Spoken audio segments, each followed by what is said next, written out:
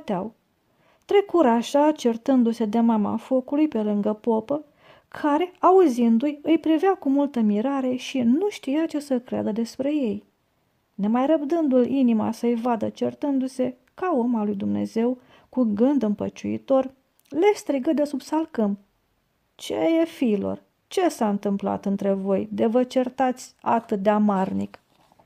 Pungașii se opriră o clipă din ceartă și, gâfâind, veniră lângă popă. „Ce să fie cinstite, părinte? Mai nimica toată.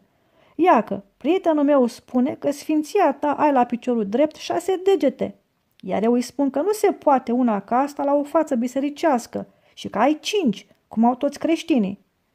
„5 am, flăcăilor, 5, ca toți oamenii. M-a ferit cel de sus de o drăcie ca asta. Cum o să am 6? Și văzând că cei doi îl priveau neîncrezători, adăugă: